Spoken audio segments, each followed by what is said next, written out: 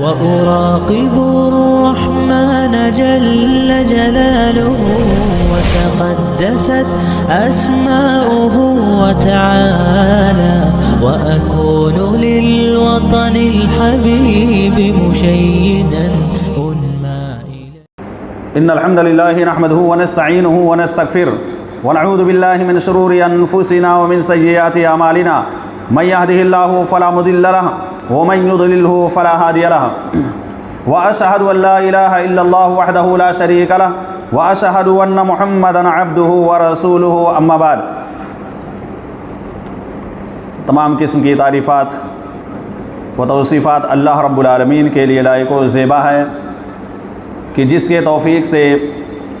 آج الحمدللہ ہماری 12ویں تراویح اور 12واں پارہ مکمل ہو گیا. یقیناً یہ اللہ رب العالمین کا بہت بڑا فضل و کرم اور اس کا بہت بڑا احسان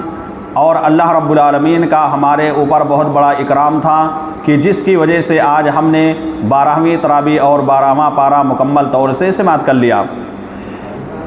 سامعین کرام، اس پارے کے اندر بہت سارے انبیاء کے واقعات کو بیان کیا گیا ہے، لیکن میں چاہتا ہوں کہ حضرت نوح علیہ السلام کے بارے میں چند منٹ گفتگو کر لیا جائے. حضرت نوح علیہ السلام اپنی قوم کو کافی دنوں تک دعوت و تبلیغ دیتے رہے. تقریباً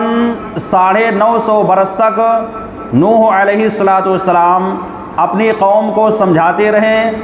ایک اللہ رب العالمین کی وحدانیت کو تسلیم کرنے کی دعوت دیتے رہے. رب العالمین پر ایمان لانے کے لیے نوح علیہ السلام نے دن رات اپنی قوم کو بلایا، اپنی قوم کو اللہ رب العالمین کی طرف دعوت دی، لیکن نتیجہ اس کا نکل کر یہ آیا کہ اتنی زیادہ محنت کرنے کے باوجود، اتنا زیادہ دعوت و تبلیغ کرنے کے باوجود نوح علیہ السلام پر چند افراد ایمان لے کر کے آئے تھے. تو جب کافی تنگ آ گئے نوح علیہ السلام پر، جب کم لوگ ایمان لائے، تو اس کے بعد اللہ رب العالمین نے باقاعدہ یہ کہہ دیا کہ اے نوح، تمہاری قوم کے لوگ تمہارے اوپر اب ایمان نہیں لا سکتے ہیں. یعنی یہ قوم اتنی زیادہ ہٹ دھرم ہو گئی ہے، یہ قوم اتنی زیادہ سیدھے راستے سے بھٹکی ہوئی ہے، یہ قوم بالکل جانوروں کی طرح ہو گئی ہے جو اللہ رب العالمین پر ایمان لانے کے لیے اب تیار نہیں ہے. اللہ رب العالمین نے حضرت نوح علیہ السلام کو حکم دے دیا کہ اے نوح، تم ایک کشتی تیار کرو. ایک کشتی تیار جب تمہاری ہو جائے گی، پھر اس کے بعد اللہ رب العالمین کا یہ پلان تھا، اللہ رب العالمین نوح علیہ السلام کی قوم کے اوپر عذاب بھیجنا چاہتا تھا. تو رب العالمین کے کہنے کی وجہ سے، رب العالمین کے فرمان پر عمل کرتے ہوئے نوح علیہ السلام نے کشتی بنانا شروع کر دیا. نوح علیہ السلام نے کشتی بنانا شروع کر دیا. جب ان کی قوم کے لوگ نوح علیہ السلام کو کشتی بناتے ہوئے دیکھتے تھے تو اپنی زبان سے مذاق اڑاتے ہوئے یہ کہتے تھے کہ اے نوح، تو کب سے بڑھئی ہو گیا، اے نوح تو کب سے کارپینٹر کا کام کرنے لگا، کب سے تمہارا یہ مشغلہ ہو گیا کہ تم بڑھئی والا کام کرنے لگے ہو. بہرحال نوح علیہ السلام خاموشی کے ساتھ اس بات کو سنتے رہے، چونکہ اللہ رب العالمین نے کہا تھا کہ تمہاری قوم کے لوگ جب تم سے آ کر کے اس کے بارے میں، وہ لوگ جو اللہ رب العالمین پر ایمان نہیں لائے ہیں، جب آ کر کے سوال کریں گے،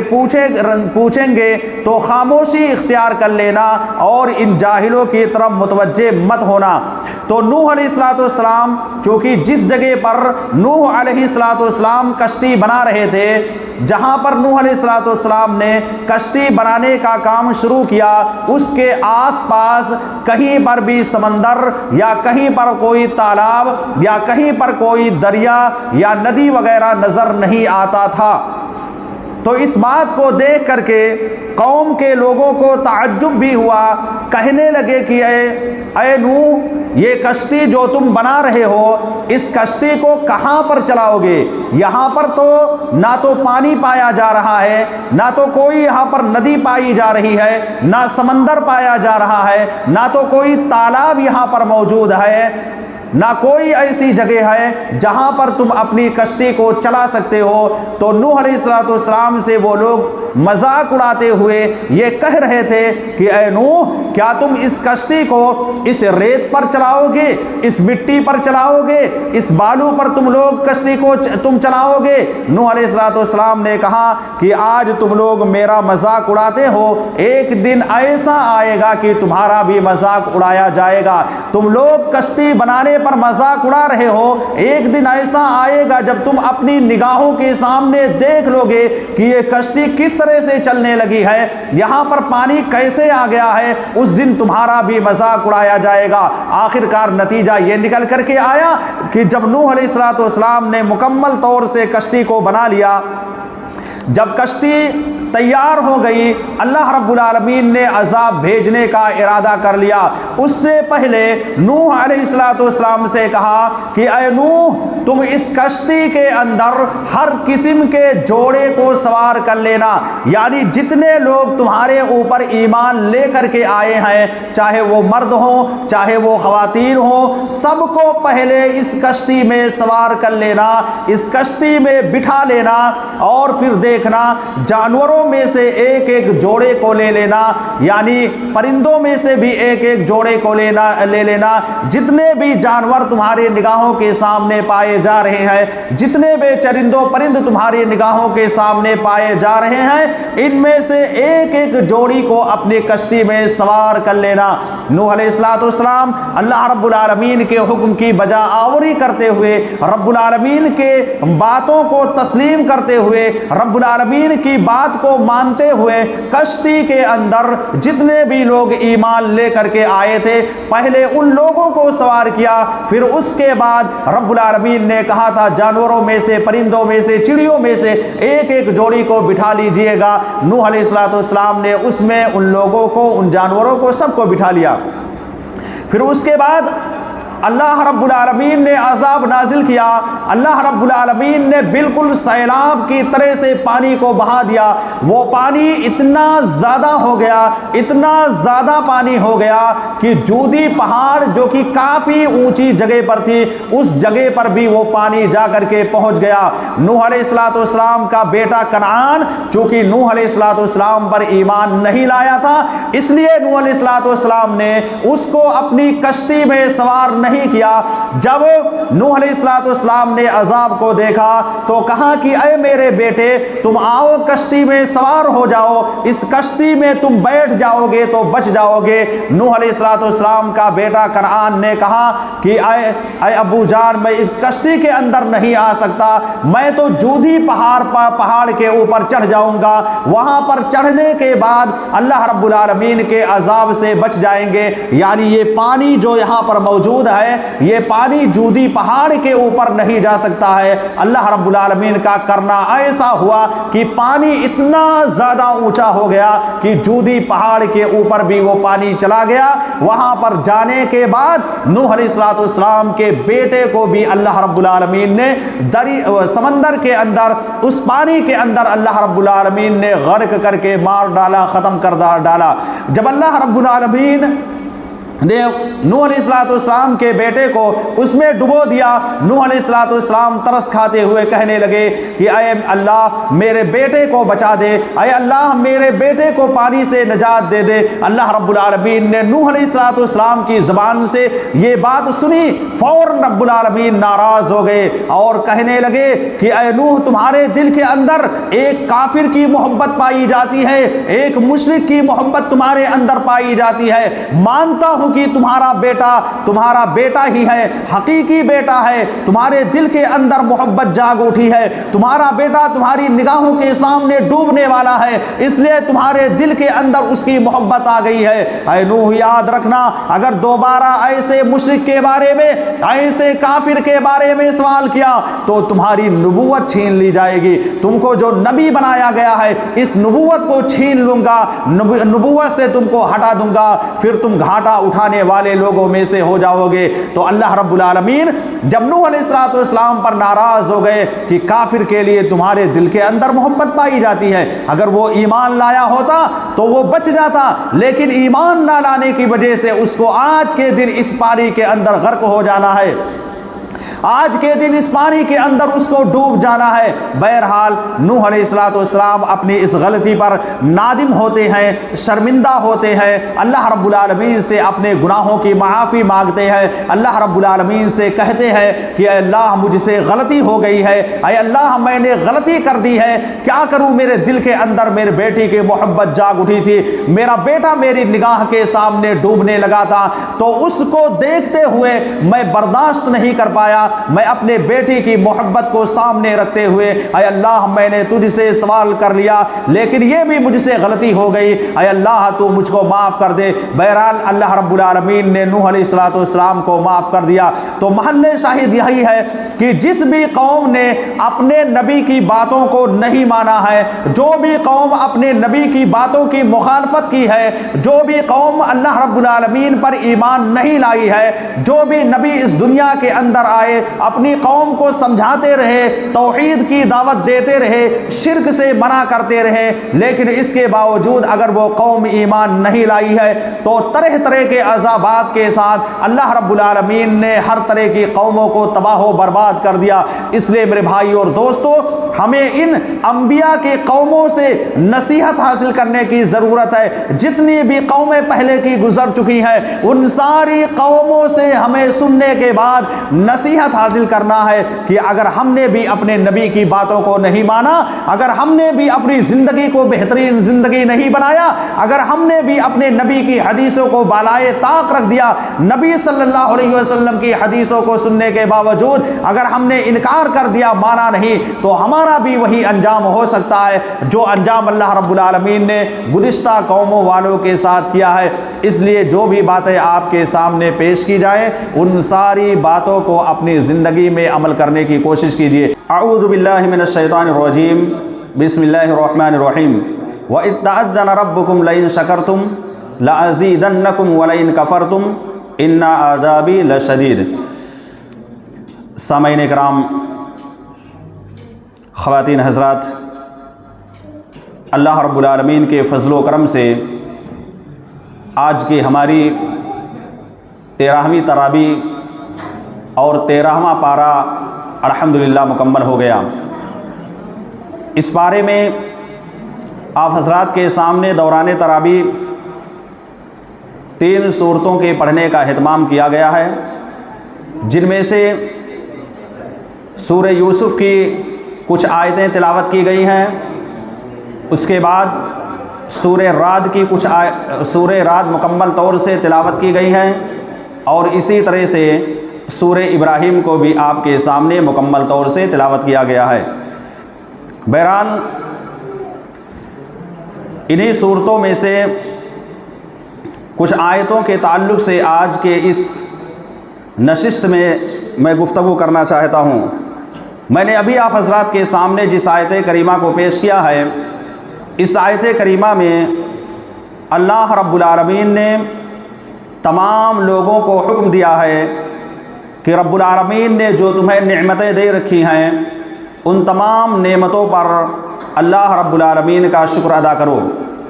اللہ تبارک و تعالیٰ نے ہمارے کھانے پینے کے لیے جو بھی چیزیں مہیا کی ہیں، ہمارے رہنے کے لیے جو مکان اللہ رب العالمین نے عطا کیا ہے،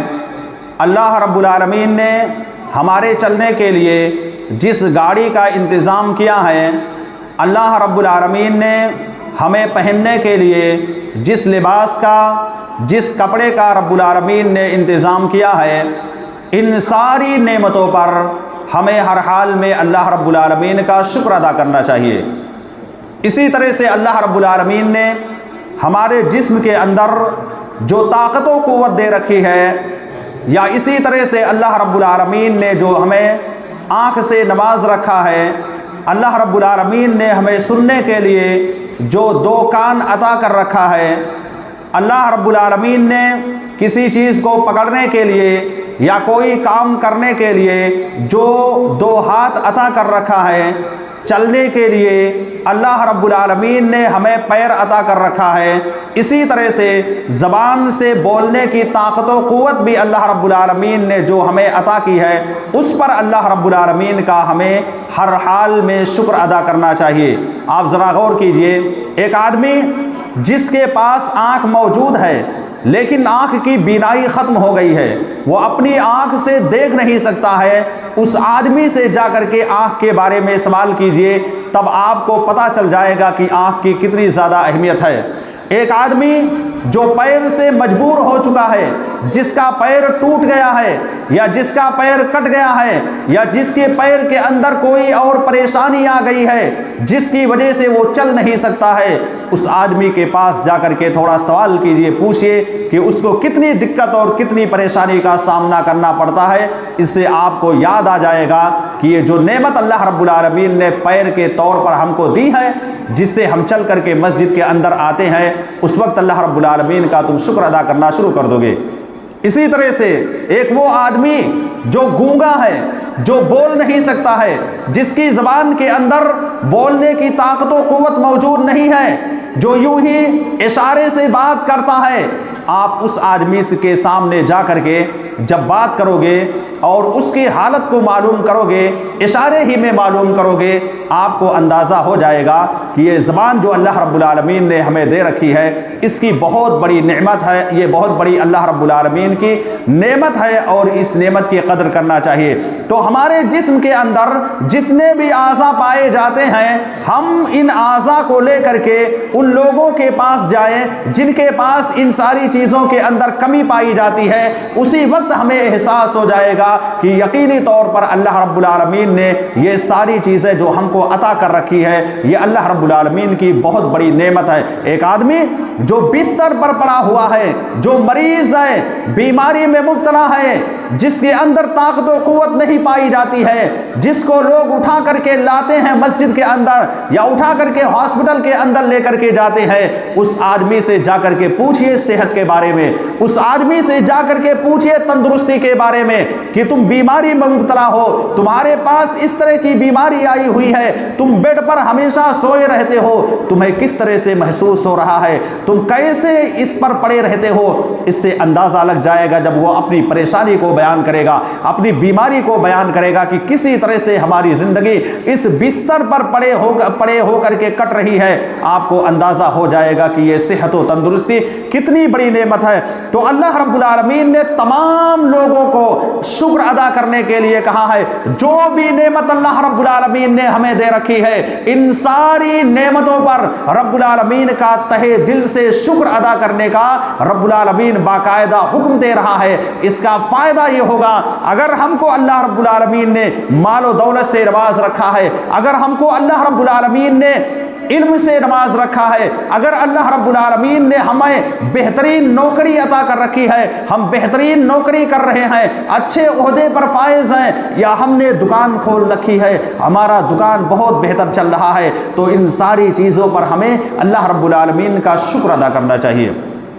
اللہ رب العالمین کا شکر جب ہم ادا کریں گے، اللہ رب العالمین نے اسی آیت کے اندر کہا لَإِن شَكَرْتُمْ لَأَزِيدَنَّكُمْ، اگر تم شکر ادا کرو گے تو ہم اور زیادہ عطا کریں گے۔ یعنی جو مال تمہارے پاس موجود ہے،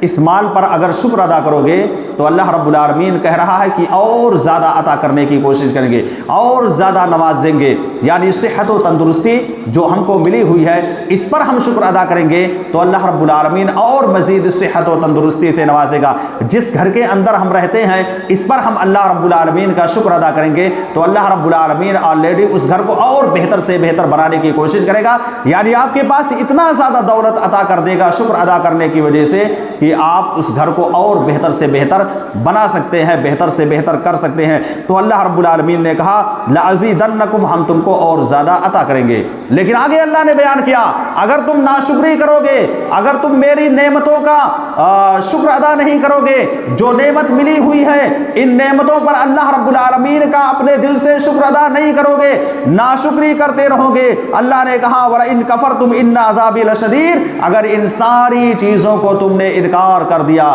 رب العالمین کی ساری نعمتیں اپنی آنکھوں کے سامنے دیکھنے کے باوجود، اللہ رب العالمین کی یہ ساری نعمتیں جو ہماری نگاہوں کے سامنے موجود ہے، جو ہمارے گھروں کے اندر موجود ہے، اگر ہم نے اس پر شکر ادا نہیں کیا تو اللہ رب العالمین نے یہ اعلان کر دیا ان عذابی لشدید، جان لو میرا عذاب بہت سخت ہے۔ اللہ رب العالمین کا عذاب بہت ہی سخت ہے، اس لیے اللہ رب العالمین نعمت کو عطا کرنے کے بعد اپنے بندوں کو حکم دے رہا ہے کہ میرے بندے ان ساری نعمتوں پر اللہ رب العالمین کا شکر ادا کرتے رہیں۔ اللہ رب العالمین کے شکر ادا کرنے سے رب العالمین اور نعمت میں اضافہ کرتا رہتا ہے۔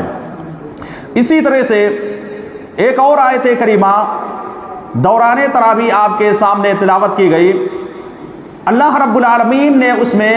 تمام قوموں کے بارے میں بیان کر دیا کہ اللہ رب العالمین اس قوم کی حالت کو اس وقت تک چینج نہیں کر سکتا ہے، اللہ رب العالمین اس قوم کی حالت کو اس وقت تک بدل نہیں سکتا ہے جب تک کہ وہ قوم اپنی حالت کو خود بدلنے کی کوشش نہ کرے۔ یعنی ایک قوم جو سیدھے راستے سے بھٹکی ہوئی ہے، ایک قوم جو اللہ رب العالمین کی نافرمانی کر رہی ہے، ایک قوم جو اللہ رب العالمین کو اپنا معبود حقیقی نہیں مان رہی ہے، ایک قوم جو اللہ رب العالمین کے ساتھ شرک و بدعت کر رہی ہے، یعنی وہ قوم جو اللہ رب العالمین کی آیتیں سننے کے باوجود اپنی زندگی کو، اپنی لائف کو بہتر سے بہتر بنانے کی کوشش نہیں کرتی ہے، تو اللہ رب العالمین نے سورہ رعد کی آیت نمبر 11 کے اندر کہہ دیا کہ اللہ رب العالمین اس کی حالت کو بدل نہیں سکتا ہے۔ یعنی اگر ہم اپنی زندگی کو بدلنا چاہیں گے، اگر ہم صحیح دین پر عمل نہیں کر رہے ہیں، اگر ہم نبی صلی اللہ علیہ وسلم کی